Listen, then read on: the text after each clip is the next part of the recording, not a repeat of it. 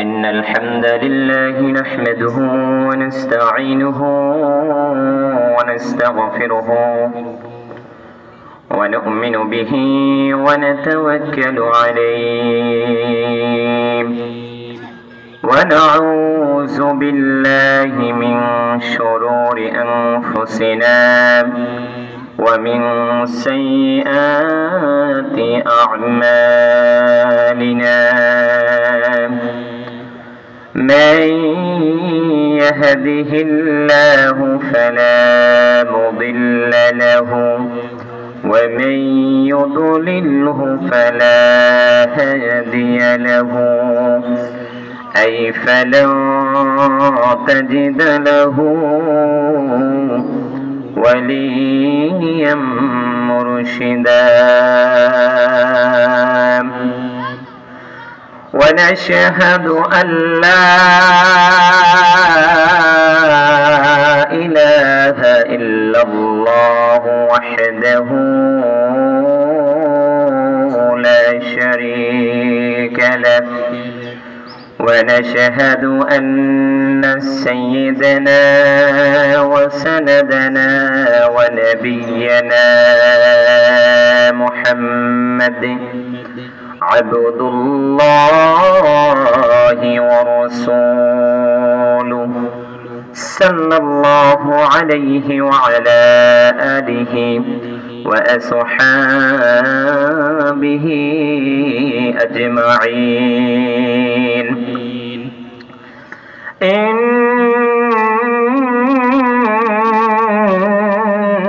الله وملائكته يصلون على النبي يا أيها الذين آمنوا صلوا عليه وسلموا تسليما اللهم صل على سيدنا مولانا محمد وعلى آل سيدنا مولانا محمد প্রত্যেকে আমার সাথে পড়ুন মন আমার কাঁদে রে দিল আমার কাঁদে রে যেতে সোনার মদিনা মুরব্বি একটু সামনে আসেন মানুষ দেখলে ভালো লাগে আর কি দুইটা লোক থাকলে কথা বলতে একটু ইমেজ আসে মন আমার কাঁদে রে দিল আমার কাঁদে রে যেতে সোনার মদিনা দিল আমার কাঁদে রে মন আমার কাঁদে রে যেতে সোনার মদিনা ওই মদিনার পথে দুলি ওই মদিনার পথে দুলি জোড়াই মনো বেদনা আল্লাহুম্মা সাল্লি আলা সাইয়্যিদিনা মাওলানা মুহাম্মাদ ওয়া আলা আলি সাইয়্যিদিনা মুহাম্মাদ আলহামদুলিল্লাহ ঐতিহ্যবাহী অলিপুর উত্তরপাড়া কাছাড় যুব সমাজ উদ্যোগে তাফসীর বার্ষিক মাহফিলের সম্মানিত সভাপতি এবং আমার এই জান্নাতের বাগানের কিছু সংখ্যক মুরব্বী বাবাজিরা প্রত্যেকে আমরা আল্লাহ পাকের দরবারে মন খুলে হৃদয় খুলে একসাথে আল্লাহকে জানিয়ে দিই কালিমাতুশ শুকর পড়ি প্রত্যেকে পড়ি আলহামদুলিল্লাহ রাব্বুল আলামিন আপনাকে আমাকে যাচাই করে বাছাই করে এই মাগরিবের আগ মুহূর্তে দোয়া কবুলের সময় এটা কিন্তু একটা গুরুত্বপূর্ণ সময়। হয়তো আমরা মনে করতেছি কাজে ব্যস্ত মাগরিব পরে শুনবো, কিন্তু যে সময়টা আপনার থেকে দিনের কাজে, ইসলামের কাজে, কোরআনের কাজে কথা শোনার জন্য আপনি আগে আগে আসবেন, সেটাও আপনার কাল কিয়ামতের ময়দানে রব্বুল আলামিন সেদিন বলবেন, ও আমার গোলামরা, তোমার বাড়ির পাশে মাহফিল হয়েছিল, আসরের পরে হোক আর মাগরিবের পরে হোক, এশারের পরে হোক, তুমি দুনিয়ার মানুষকে দেখানোর জন্য দেখো নাই, আমি আল্লাহকে রাজি খুশি করার জন্য এসে গেছিলাম। ঠিক কি?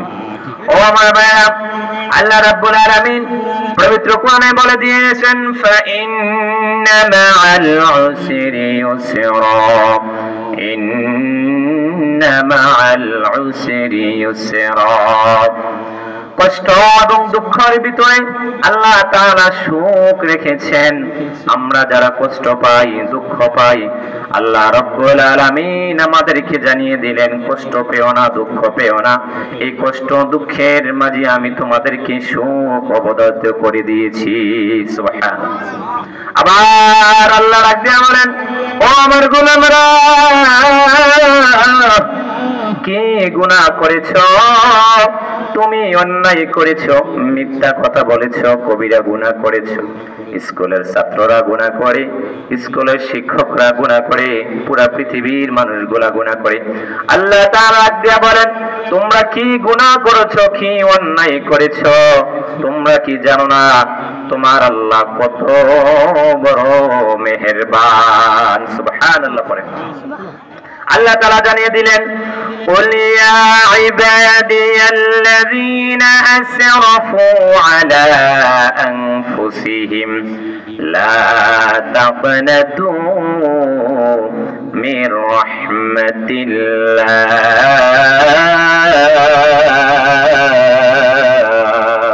সুবহানাল্লাহ। আল্লাহ বলেন, ও আমার বান্দারা, তোমরা কি গুনাহ করেছো? তোমরা কি গুনাহ করেছো? তোমরা কি জানো না যে তোমার রবের রহমতের ভান্ডারটা বিশাল বড়? উহুদের পাহাড়ের সমুদ্র হচ্ছে ৮,০০০ বর্গ কিলোমিটারের উচ্চতা। আল্লাহ তাআলা বলেন, বান্দারে, দুনিয়ার সমস্ত গুনাহ করেছো, রাতের অন্ধকারে গুনাহ করেছো, মিথ্যা কথা বলেছো, জুলুম করেছো, মানুষের উপর অত্যাচার করেছো রে, কিন্তু তোমার আল্লাহ বলে দিয়েছেন, লা তাকনাতু মির রাহমাতিল্লাহ। সুবহানাল্লাহ। পড়েন, তোমরা আমার রহমত থেকে নিরাশ হইও না। কে বলছেন? আল্লাহ। আল্লাহ বলেন যে যতই গুনাহ করো, আমি জানি তোমরা গুনাহ করবা, তোমাদের মন খারাপ থাকবে, তোমাদের দিল অসুস্থ থাকবে। যখন তোমাদের দিল খারাপ হয়ে যাবে, তোমরা আমার জিকির শুরু করে দিবে, লা ইলাহা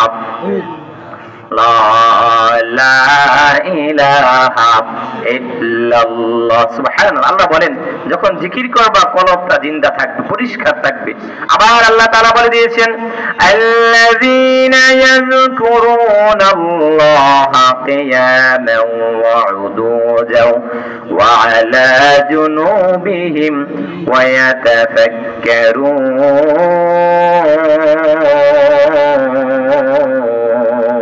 সুবহানাল্লাহ। আল্লাহ বলেন, তুমি ঘুমাইতে যাও, হাঁটতে চলতে ঘুমাইতে যে অবস্থায় থাকো, আল্লাযীনা ইয়াযকুরুনাল্লাহ,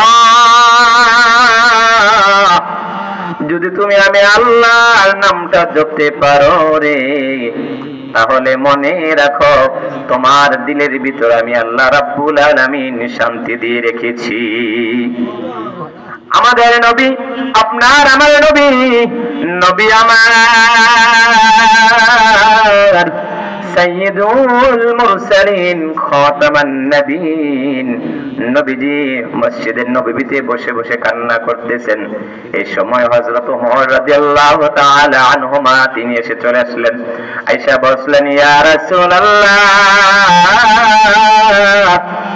নবী আমার, জীবনে তো আপনাকে আমরা দেখি না কান্নার অবস্থায়, আপনার চোখ দিয়ে কেন কান্না পড়ে নবী গো? আপনি আমার কাছে একটু বলে দেন কেন কান্না করতেছেন? বিশ্ব নবীজি, আপনার আমার নবী, যে নবী কাল কিয়ামতের ময়দানে উম্মতি উম্মতি বলে কান্না করবে রে, নবী বলবে, ওমর রে, এই মাত্র আমার কাছে জিব্রাইল আইসা ওহী দিয়ে গেল, বলল যাদের দাড়ি পেকে গেছে,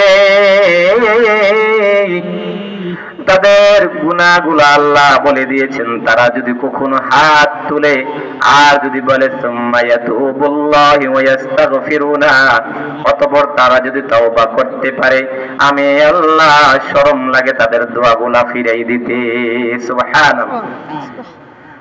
উমর বলেন, ইয়া রাসূলুল্লাহ, বুঝলাম এই খুশির দিনে আপনি কেন কান্না করেন।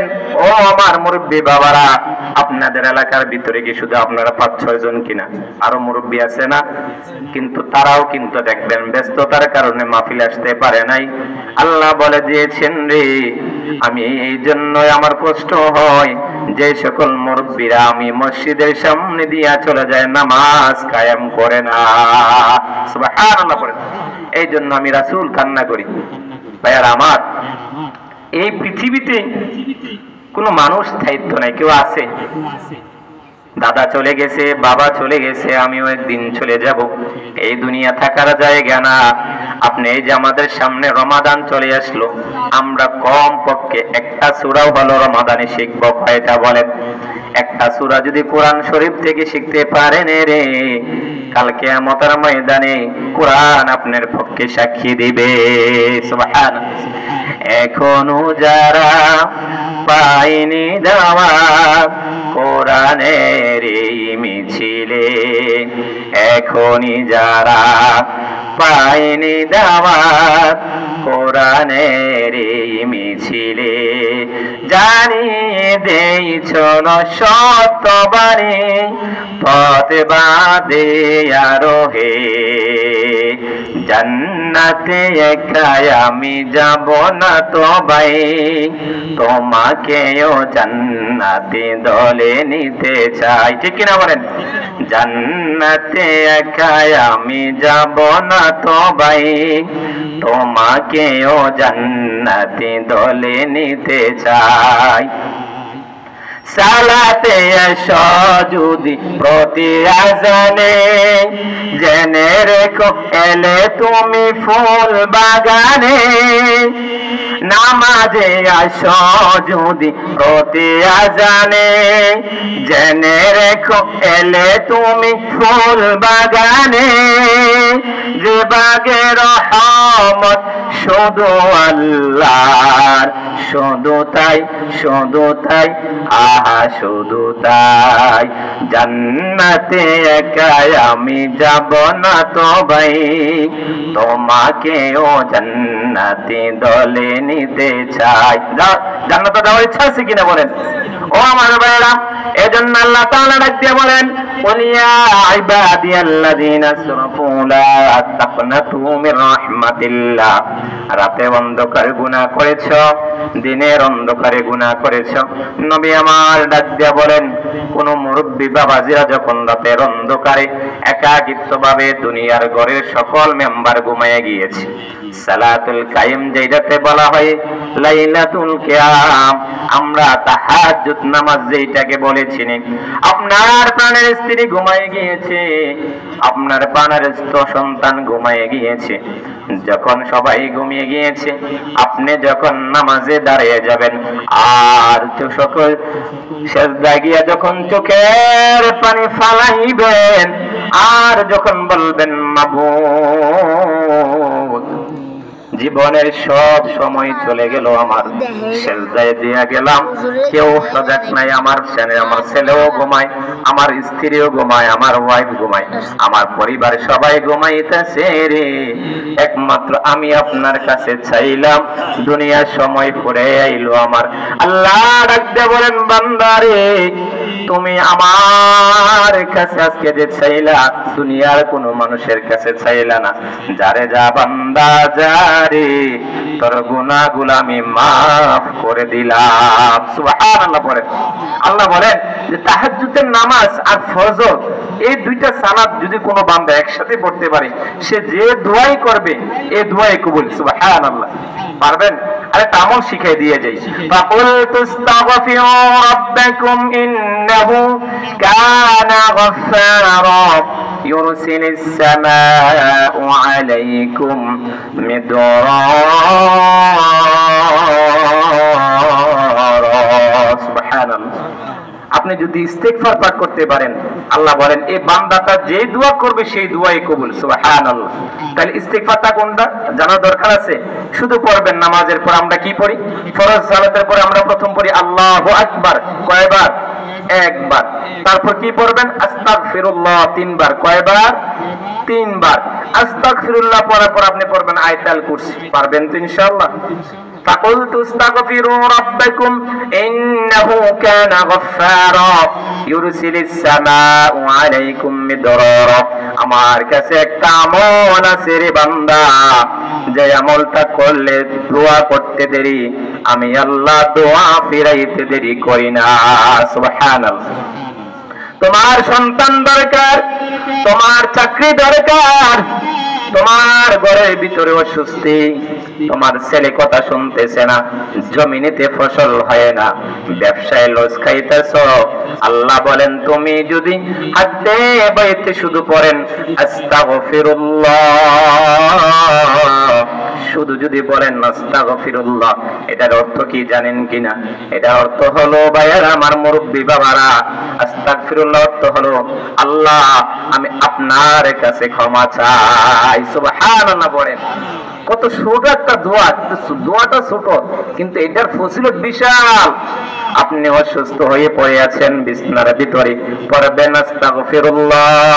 মসজিদে একা একা বসে আছেন, কেউ আপনার সাথে কথা বলে না, পড়বেন আস্তাগফিরুল্লাহ।